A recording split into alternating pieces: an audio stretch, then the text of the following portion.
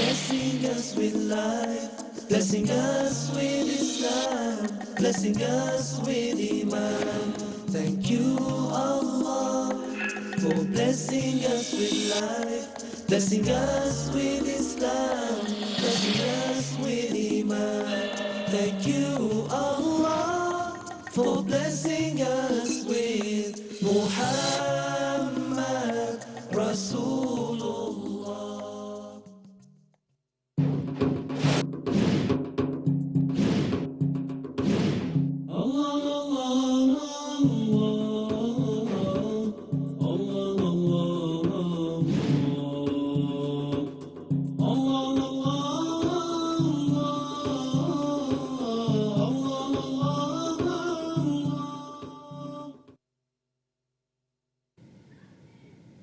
As I moved forward in my search, don't think for one moment that I was waking up every morning and saying, now who am I going to go and find today?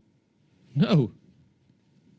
But the world is a place, and it was a place then, particularly then, where people would grab me every now and again and try to pull me back into the dunya and just let the desires explore. You see? So come here, have this drink, have this, have that. It's great. You don't need all that rubbish. And there was a guy all this time, I'd spend some time with him at the weekends. You know, for 8 years I was with him. And I remember one day on the weekend, and he would say to me, you know, there's something wrong with you. There really is. What's wrong with you? Why are you so concerned about things? You're almost mad. And he suggested that even he would get me a doctor. You see? Because I was striving against the norms in society. And that time I went through a lot. I was reading a lot, and I started to drink because I just wanted to just relax and just take all the pain away of the world. And there were days then when I would look outside and see the light and then just want to turn the light off. You see? And I would look out and outside and just say to myself, hey, I don't need this dunya. I don't need this world, you know. There's no purpose to it, so why am I bothering? There were times when I spent days and days and days on my own, didn't talk to anyone. And there were times when I used to look out of the window in the night and just search for the truth in the skies. I used to look at the stars, and I started reading about astronomy. I would look at the sun and the moon. I would read about these heavenly bodies. And I would say, look at the enormity of this world, this universe. The nearest star being, 4 light years away. 186 meters per second, light traveling from my eye to that star. At that speed for 4 years before I'd even get to the nearest star. And I said, I really was frightened.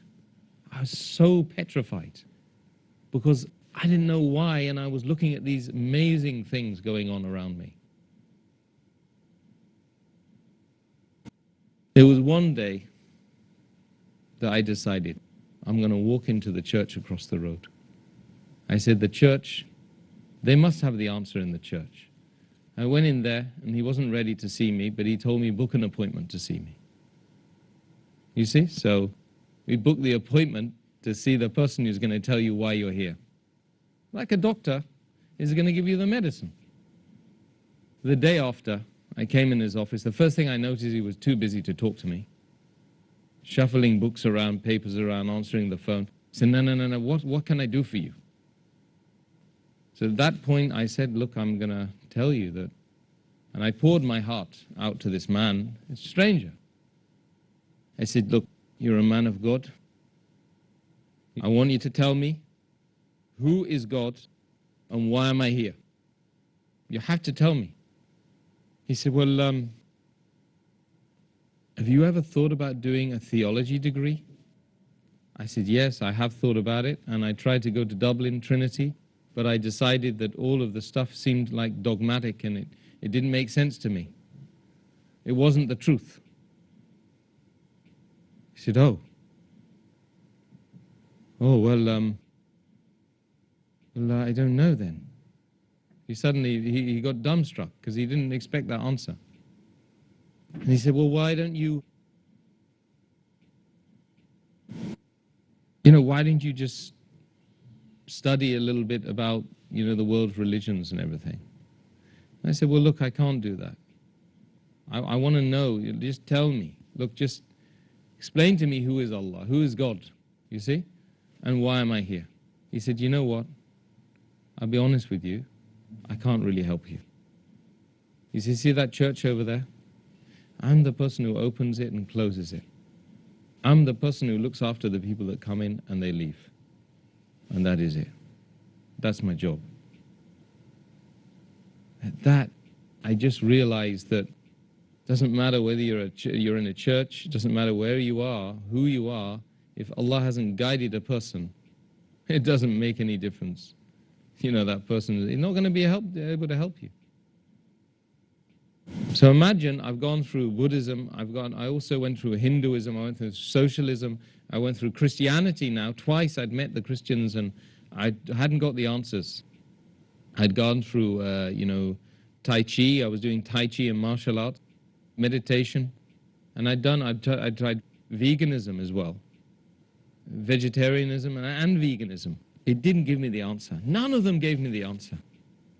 And at one point I got into science and I started studying science and astronomy, and that just confused me because what I realized is science is just about attaching labels to things which are obvious, but there's no explanation. And that really worried me because I realized then that this 5%, they didn't have a clue. In fact, they were hiding the truth away from the rest of humanity because they did have the truth, but they just weren't experimenting properly. They weren't asking the right questions like, why am I here? Where am I going to go after this? These are the important questions, the perennial questions that every human being needs to pose to himself and to others around him. So then, Ramadan, 15 years ago now, in the university, I didn't know it was Ramadan. I had this girlfriend, and we won't, for obvious reasons, we won't identify the person. But she happened to be a Muslim. But I didn't know that at the time. I mean, I didn't even focus on the Muslim bit because it wasn't important for anyone. Malaysian. And as it happened, one day she came to me and she said, look, this coming month, please don't come here. And I had struggled to make relations with this girl because I thought it would help me spiritually, emotionally, etc. And then she turns up and says, don't come here for the next month. So I said to her, simply, I said, either your religion doesn't make any sense, because she told me then, of course, it was religion and it was Ramadan, or you're not following your religion properly. She became angry. She said, don't you cuss my religion. Don't you dare do that. Became angry. So I moved off, I pulled off, and straight away the next day, I went straight to the Islamic Society in the university and said, you've got to tell me about Islam. There's this girl, and I love her, and I want to find out about it, so maybe we can patch things up. So they said to me, they said, brother, hey, you have to leave that girl alone. The first thing is, don't go with that girl. I said, well, that's not really very fair because I love that girl. What's wrong with that? No, because she's not supposed to do these things, you see. So they gave me some books. Started reading loads and loads of books about Islam. I'd go back to her and I'd explain to her, I've read this stuff, and by the way, do you know you're not supposed to do this and this? Why didn't you tell me these things? I would have respected you. I wouldn't have done those things. Oh, it's only for religious people and stuff like that to come back with the answers. So I said, well, look, at the end of the day, why don't we just get married? We can sort this out. you know. At that time, I hadn't read that, of course, you have to be a Muslim to marry a, you know, a Muslim girl. So she put me off, and she became very angry with me because, you know, she saw that I was getting close to this thing which was going to maybe ruin things, you know. So, shwaya ba shwaya, little bit by bit, reading and reading and reading, I started to look at the world outside with new glasses on. It's like somebody had put a pair of glasses on. Suddenly I could see things in focus, you know? I could see the foreground and I could see the background. Whereas before, things were a bit cloudy and hazy. And the more I studied to fast in the month of Ramadan. I started to fast.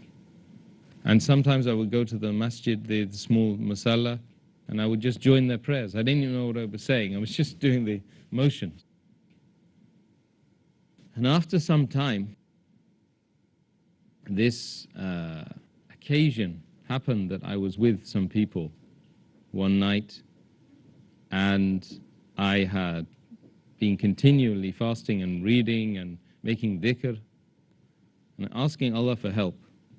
She was getting further and further away from me. And my objective was to get closer to her, read the books and do the fasting, so I get closer to her.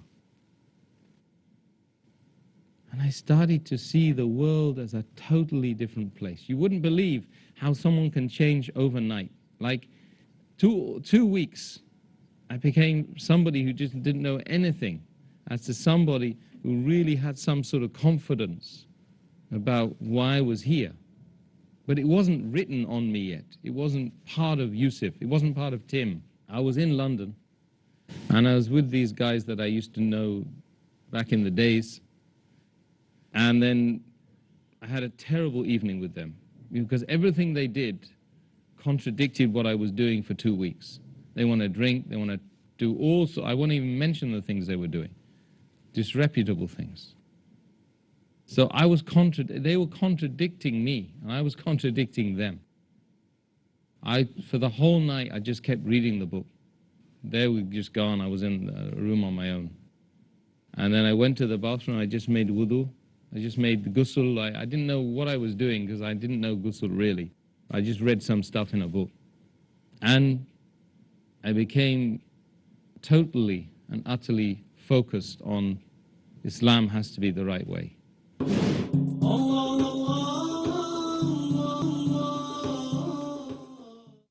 It was that night. In the morning I woke up early just to get away from the house, because I couldn't be with those people anymore.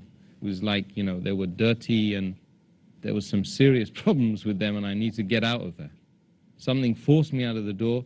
I walked up the road and I met this man, and because he had brown skin, I thought maybe he's going to know where the mosque is, you know. So, a bit ignorant at that time. I didn't realize. I thought, you know, anybody can be a Muslim. He told me there's a mosque up the road. It was Balam Mosque. I went into the mosque and this guy grabbed hold of me and he said, "What's going on? Well, why are you here?" I said, "Well, you know, there's something I have to do today. I mean, it's that, I didn't even know what it was called, Shahada." But I said to him, "The place out there is bad, and I know that there's a better way, and I believe that the Quran can answer my problems." So, alhamdulillah, by the grace and mercy of Allah subhanahu wa ta'ala, that was in the month of Ramadan, early in the morning. I went to in the front and took the Shahada. And the whole masjid, loads of brothers, there must have been about 300-400 people in there, the whole of them, each and every one of them embraced me and said salams to me and congratulations that you've found your life. And the similitude of what I've done, of what I had done, was, comparatively speaking, was like life versus death, and death versus life. Because if Allah subhanahu wa ta'ala hadn't guided me, it would have been just like death. And it's like that for 80 to 90% of the world's population, if you think about it. It's just death upon death. Each day you're just getting closer to your appointed period of death. But you're dead in the dunya, and you're going to be dead in the akhir, in the grave, and you're going to be punished in the hereafter. And you know, you've no idea the mercy and the ni'mah of Allah subhanahu wa ta'ala that He makes a person come to this deen. Alhamdulillah. Before I reverted to Islam, the truth of the matter is, I did not know what contentment was. Because contentment comes from finding yourself upon the truth. And if you're upon the truth, you will be contented. But I mean, I'm not just talking about for one day. I'm talking about no matter what happens to you, wherever you are, whomever you are with, you will have that ultimate peace and tranquility in your heart.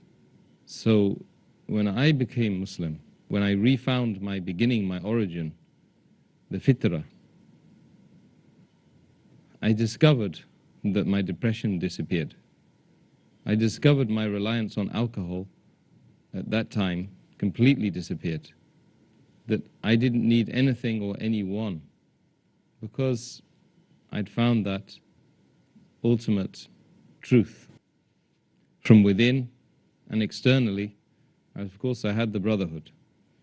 Myself and my wife, basically we arranged the marriage ourselves, because when you revert to Islam, there's a lot of people who are not really practicing Islam. They're practicing what their forefathers were practicing, which is their culture. And it's not much to do with Islam. Because if a person, as you know, one of the conditions of sadaqah, one of the groups of people that it is paid to, is it's paid to the reverts. It's paid to the converts or the reverts, whichever phrase you prefer. And this is why. Because Allah subhanahu wa ta'ala, in His infinite wisdom and mercy, He recognizes the need to support those people who are in the most needy categories. And the needy categories, one of them is when you come into the path of Allah, you need as much support as you can. Why? Because the shaitan is attacking you left, right and center. Is now trying to knock you off the path. And he uses some of the Muslims, some of the non-Muslims, all of the enemies of Allah, they come and they start attacking you. He uses the family, sometimes he even uses your own family. The first 2-3 years of marriage were tough. And we tried to practice the deen, we tried to pray a little bit, my wife tried to put the hijab on a bit, and we grew organically as Muslims. Because you have to remember, of course, the Quran was revealed over 23 years. It didn't just come overnight and everybody just sat on it and just said, hey, we believe in it and we're going to do. Likewise, when people come into the deen, we all need to realize that they need supporting, they need to be goaded correctly, you need to use wisdom with them, you need to use fair preaching with them, and you need to treat them like babies. They're small babies. That's what they are. I'm actually only 15 years old, you know. The rest of my life was about struggling, just struggling and getting through and getting by. So the family, alhamdulillah, and the family affairs were very good, alhamdulillah, after a time, after 2-3 years. And then when kids started coming, that gave me also an added purpose, alhamdulillah. My father, I hadn't seen him for a long time, and before I reverted to Islam, I had an address in Ireland. He was Irish, and just Whitefields Farm in Mount Rath, that's where it was. So I hitchhiked one day to go and find him, because I thought that if I found my father, it would help me to somehow know who I was and what I was doing here. So I hitchhiked all the way. I got to the place. It took me ages to find the place, because it was a very incomplete address, no postcode. And I found my uncle and my extended family there. And then, you know, I stayed with them for 2 weeks. However, my father was living in Reading, just around the corner from me, basically. So the whole journey, I had to come all the way back to go and find him. And eventually I found him. And unfortunately, he was an alcoholic. Basically, I mean, he just lived digging the roads and building houses and then getting drunk in the night. And that was his whole life. When I embraced Islam, he just thought it was a bit of a joke. He didn't really even know what was going on. My mother, initially, as did my mother's family, they considered that it was just a passing phase. They said, well, look, we saw you as a Buddhist. We saw you talking about Christianity. We saw you talking about Tolstoy and veganism and vegetarianism. This is just another phase. Good. It's all very healthy. We really like it.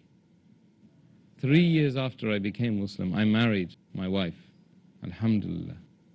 They started to see this wasn't so much of a phase. Firstly, it had lasted 3 years. Secondly, I was married to a woman who was Moroccan, and alhamdulillah, she wanted to practice the deen of Allah as well. And thirdly, I started to turn down invitations which were about alcohol and partying and dancing and stuff like that. I said, I don't have any interest in those things. I don't need those things. When it got to that stage, they became a little bit suspicious. Then one day, I was invited to give a lecture in Trafalgar Square. Now, I didn't know this at the time, but the BBC were there filming it all. And when I gave my talk, I just became emotional and started putting my fist in the air and saying Allahu Akbar and crazy stuff that you don't do really in front of the BBC. As it happened, the BBC filmed me and showed me on the 6 o'clock and the 9 o'clock news. So then when I got home, I had got this mad rush of phone calls from my family saying, Tim, what's wrong? What's happened to you? So in actual fact,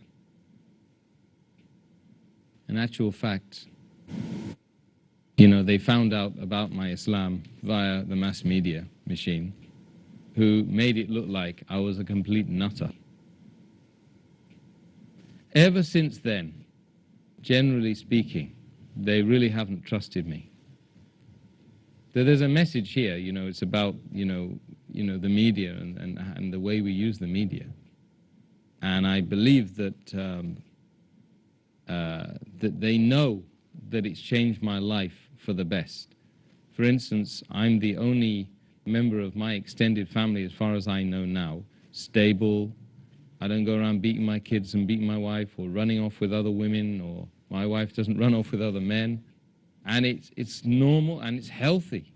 And they've seen it. And even my sister, we interviewed her the other day for another channel, and because we were doing the same sort of thing, we found that, you know, she was saying, it's brilliant. What's happened to him is absolutely brilliant. And after the interview, she even said to me, she said to one of the researchers, you know, I really love my brother, and I think, but I'm worried about what he's upon. You know, he's upon the this terrorism thing. So this just tells you what the media system does in way of brainwashing the people against the haqq of Allah subhanahu wa ta'ala.